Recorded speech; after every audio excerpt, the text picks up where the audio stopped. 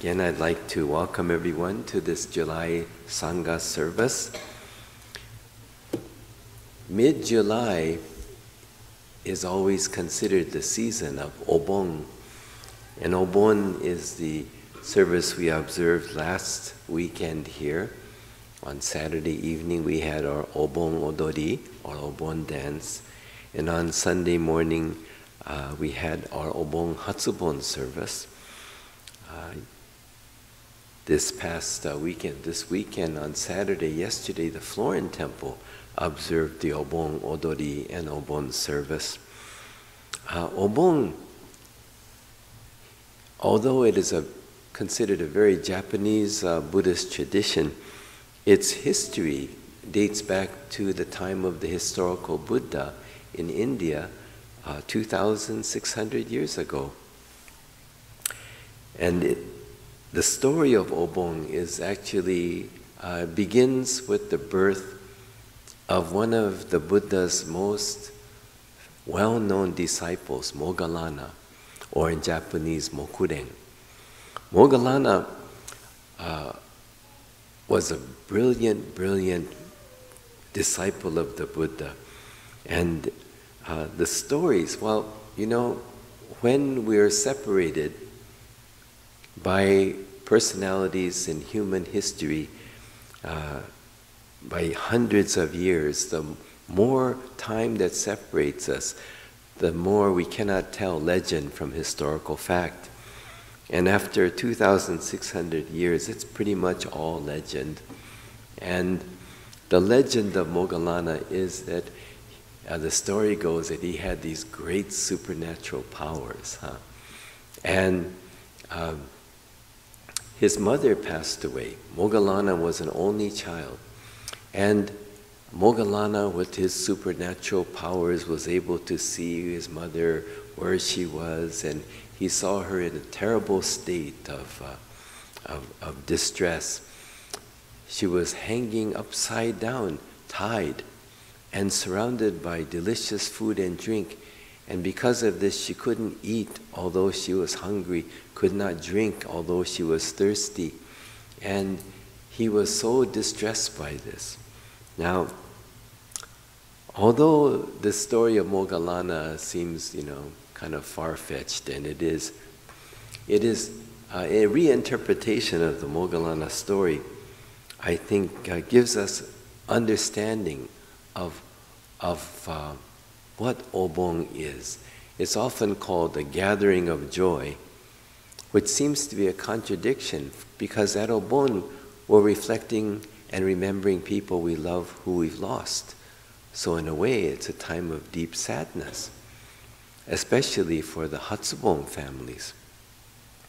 But as I explained to our children, Moggallana as an only child was deeply loved by his mother, as all children are. But Moggallana's mother loved Moggallana so selfishly. If she could do anything for another child or another person, she would not. She would only do things if it would benefit her Moggallana. And then at a very, relatively to us now, young age, she passed away. So at that time, Moggallana was already a very well-known disciple of the Buddha. And as I explained to our children, people had very short lifespans before. Although Shinran Shonin and Shakyamuni Buddha lived quite a long time, Renyo Shonin too, people's lifespans were not that long, even 100, 200, 500 years ago, let alone 2,500, 600 years ago. When I was in Japan, 40 years ago, in my 20s, I had a terrible toothache, and my friend took me to a dentist, and the dentist said that my wisdom teeth was coming out, was wisdom tooth, one of them, and had to be removed. And he called this tooth Oya Shirazu, Oya Shirazu. And I wondered what that meant, so I wrote it down and I looked it up, and Oya shirazu, the wisdom teeth in Japanese, means the teeth that come out after our parents have died. Huh. Imagine, Oya is parents, shi is to die, huh? Razu, to not have. So, Oya shirazu are the teeth that come out after we've lost our parents. So you can imagine it was not uncommon. In fact, it was so common for people by the time they're 16 to early mid-20s to have lost their parents. These teeth became known as Oya shirazu. So Moggallana's mother passed away at a relatively young age, and he began to have these fitful dreams of her in this tormented place. And he went to the Buddha, the legend of Moggallana. He went to the Buddha and said, "What can I do? I'm having these terrible visions of my mom." And Buddha said to Moggallana, "Your mother loved you so much." And he knew this, Moggallana knew this. He said, "But she loved you so absolutely selfishly. She never did anyone for anyone else except for you." But then he added, "Moggallana, if you can become truly a selfless person, if you can become a selfless person, then you will have transformed your mother's selfish love into selfless love, selfless caring." And so Moggallana became a truly giving, an unselfish person. And it said in the midsummer months, he had a great feast and invited all of the monks and anyone who wanted to join in the feast to come. And in the midst of this gathering, he had a vision of his mother no longer being tormented, and he jumped up and danced for joy. And Moggallana's dance for joy is considered the first Obon Odori. That's the legend of Moggallana. But as I explained to our children, the Obon Sutra, it comes from the Ulambana Sutra in Sanskrit. Ulambana means upside down, as Moggallana's mother was tied upside down and hanging. And the lesson of Moggallana and his mother is that if we live our lives selfishly, if we live our lives self-centered, it is as if we are living tied and hanging upside down, seeing the world upside down. We're not seeing the world clearly as it is. So the stories from the time of the Buddha especially, legend, there's no doubt about it. Wonderful stories, but they also have wonderful meaning. They have some kind of meaning to the stories.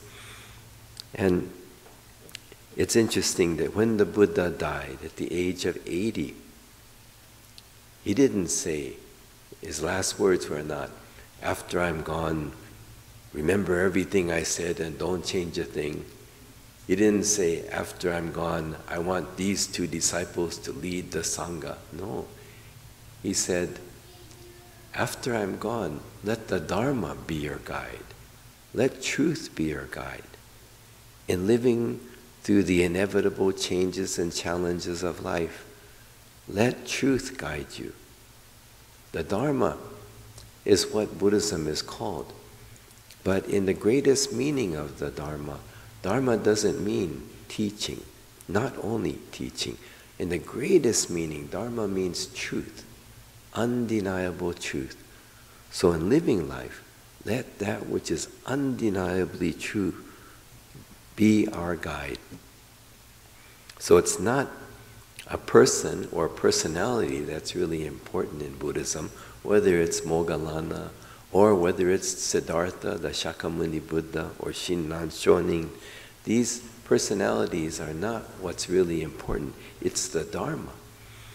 As I've said before, there's a teacher I had once who said, as he was explaining Buddhism to us, If human beings were ever able to develop a time machine and were able to go back in time and they discovered there was no such person as Siddhartha, no such person as the Gautama Buddha, no such person as Moggallana, it wouldn't change Buddhism at all. Because that's not what's important. It's interesting, that whether or not there was even a Shakyamuni Buddha doesn't matter. What matters is there's a teaching called the Dharma that says, open our eyes, open our eyes, see things as they are. As I've also mentioned before, if we could use that same time machine and go back 1,000, 2,000 years, and we were able to bring back an inventor or a scientist, they would most likely be amazed and look out at the world and say, wow, look at all the changes that have happened. I read in the last 50 years there have been more advances technologically than there have been in the last 5,000 years. It's amazing to think about how quickly things are changing now. But an inventor or scientist would be amazed. But if we brought the Buddha back and he looked around, probably would say, no change. Not really. The human predicament remains the same. Humanity is still living with illusions of permanence in an ever-changing world. We unrelentingly cling to things that have no permanent substance, and we think our happiness is in holding on to these things. One of the analogies or images the Buddha said was that there was a man who had a great treasure, and he wondered where could he bury this so that he could find this again. And he saw a huge cloud up in the sky and said, oh, this is amazing. Look at this cloud. I'll bury it right underneath this cloud and I'll be able to find it again. Of course, never able to find that again. And this is the same, the message is that we are clinging to and relying on illusion, something with no real substance that we think is going to be our treasure and our happiness. So the Buddha would say, no change. Humankind, we are still going through the difficulties of clinging to illusion. Now it's important to keep in mind that clinging is not bad. Often when we hear things like this, oh, people are clinging to illusion, then we start to immediately judge. But this too is essential to Buddhism, that we are trying to get beyond judgment. It's not a matter of good or bad, or right or wrong. Impermanence is not good or bad, or right or wrong. It is simply reality, undeniable. It's reality. Clinging is not good or bad. It's when we fail to let go. So, as I explain the middle path in Buddhism, often I will talk about people holding on, and that's okay. But we also have to let go. Well, in Buddhism, we talk about wisdom and compassion. Wisdom and compassion. And you have to have both. You have to have both. We have to care deeply, and then we have to let go. As parents, we know this. And since my niece Cheryl just arrived, I'm going to tell this story about her. My sister has 3 wonderful children. She and her husband, Jimmy, I think are among the best parents I know. And they have 3, as I mentioned, 3 delightful children. The middle child, Cheryl Lynn, who happens to be here today, just walked in. I had so much fun babysitting them when they were growing up. I had so much fun. I would make dinner for them when it was just the three of them. And I'd put plates on the tables, and they'd say, "Where are the utensils?" And I said, "No, we're eating with our hands." And then we cleared the table, and then I'd bring pie out, and they'd say, "Where are the utensils?" I said, "We're eating without utensils and without hands." Oh, it was fun. We had a lot of fun. You could do things with uncles that you can't do with mom and dad, huh? Uncles are there to allow you to have a good time. Well, Cheryl, for some reason, from the time she was very young, she was enamored with things that, for some reason, French or France. I believe when she was about 6, she said, "Why can't I choose where we go for vacation sometimes?" And they asked her, "Okay, Cheryl, where would you like to go?" And she said, "France." And my sister said, "No, we're going to Disneyland." Well, when she was in college, she went to Berkeley, and entering her junior year, she had inquired and I guess heard about a junior year abroad program. It was studying abroad in France. Well, you could pick different countries. France was one. And so she talked to her parents, and they said, "Yeah, well, if it's a good program, we'll support you in this." And they looked into it. It was run through UCLA, and they made the arrangements. And she minored in French. Patty and I went to France. I remember asking her for teaching me phrases, but French is a very difficult language. Well, as the date for her departure grew closer, my sister became more and more thoughtful, because this is her first child leaving home and going a great distance.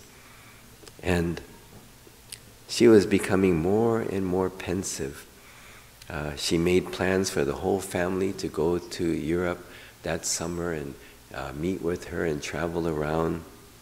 Still, she was so thoughtful and so worried. And my sister Janie she often calls me very late, like past midnight, 1 o'clock. And when she does, I think it's an emergency. So I pick up the phone immediately. And when I hear it's her voice, there are many times I said, "Oh, please don't call me this late. I think I have to get up and get dressed, go to the hospital or something." But this time when she called, her voice was very pensive, very thoughtful. And rather than scold her, I said, "Janie, what's wrong?" And she said this. And this is almost word for word, because I knew I would never forget what she was saying. She said, "I finally figured out what it is to be a mom." And I asked her, "What is that?" And she said, "Being a mom is having to learn to let go." And then she began to explain. You carry your baby for 9 months, and the time comes when the umbilical cord is cut, and you have to let her go. Then you carry her, and you nurse her, and nurture her, and love her. And the time comes that she's toddling around, holding your finger, and in no time at all, she's running off, and you have to let her go. The day comes when the training wheels come off of the bike. You're running alongside, holding her up, and she's shouting, "Mommy, don't let go, Mommy, don't let go." And you shout back, "I won't, I won't." But you have to let her go. Then they get their driver's license, go off to college. And she said, "Now my baby's going to France, and I have to let her go." I listened to my sister that early morning, and I told her, "You're absolutely right. That's what it is to be a mom." But I added, "But that's also what it is to be a human being in living life." As we're taught in Buddhism, being a human being is having to learn to let go. Holding on and letting go. Holding on, letting go. clinging deeply and letting go, caring deeply, loving deeply, and letting go. And yet always deep, deep, deep in our hearts, we never let go. But we know we do. We have to let go, hold on, and let go. The middle path is this. It's not static. It's not a conclusion. It's not a judgment. Clinging is wrong. No, clinging is life. But we have to let go. Holding on and letting go is life itself. Life itself. We take a life-giving breath of air. We hold on to it. And then we have to let it go. It's holding on, letting go. Holding on, letting go. This is the middle path of life. Caring deeply, great compassion, letting go is the wisdom of realizing in life nothing is forever. Everything is impermanent. This is not something that we are taught to believe. Nothing in Buddhism is taught for believing. Everything that the Buddha taught is for testing. For testing. Is this true? Is this true? And if it is true, if we find it to be so, then let us live with this awareness. Let us open our Dharma eyes and see that this is true. Let me live with awareness that in living life, we are always holding on and letting go. Never easy, but this is life. And only in living with our Dharma eyes open can we be more prepared for this. It's very interesting. We had one of our Dharma school parents, fathers pass away, and children still relatively young. But it's interesting, I found it I was so very pleased that in a way it was the children that were consoling Mom, letting her know, Mom, everything's impermanent. Not having to have to tell. She didn't have to say anything to them. They were saying to her, Mom, this is life. Never easy, but it's reality. Impermanence is the beauty and the sadness of life. We have very young new guests today. Kaya is visiting, who is only 2, almost 2. And Jordan, as Dad, knows what it is to hold on and let go. Hold on and let go. But we know that in living life, this is the reality. Not good or bad, not right or wrong. And because of impermanence, she will grow, learn new things, meet new people, travel, unfortunately fall in love, one day come home and say to Daddy, this is the one. And although his mouth will say, oh, he seems like a very nice person, inside he'll be thinking, no one is good enough for my baby. Who is this scumbag? That's holding on, letting go. Holding on. This is the Dharma. So,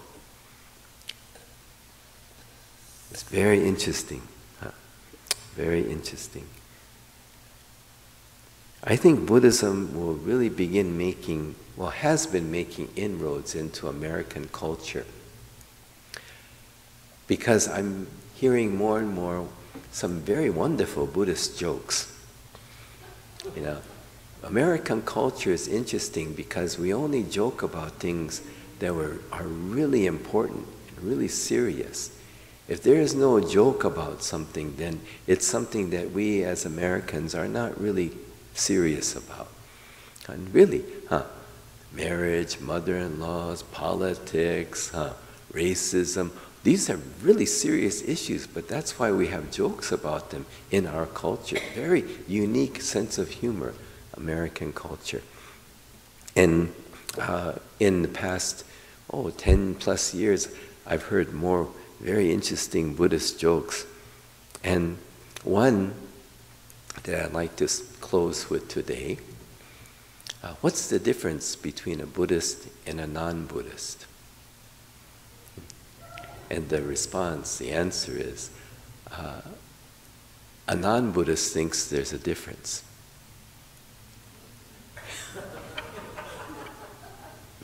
See? A non-Buddhist thinks there's a difference. And I have this wonderful book written about the anecdotes of Zen master Shunryu Suzuki. He's a very, very well-known Zen Roshi. And in this book, there's one anecdote. He said, one evening in a lecture, Suzuki Roshi said, if you're not a Buddhist, you think there are Buddhists and non-Buddhists.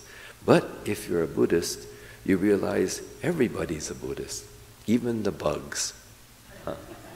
That's Suzuki Roshi.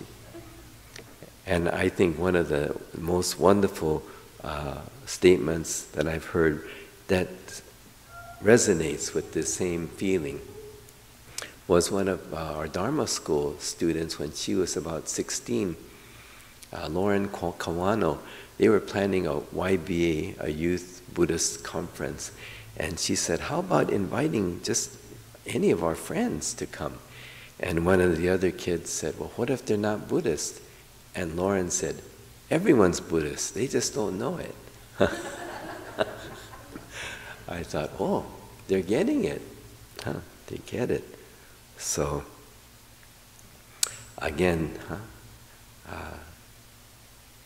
Buddhism is not something being taught for us to believe. It's taught for us to test, to help us live through the changes, the inevitable changes of life. Holding on, letting go.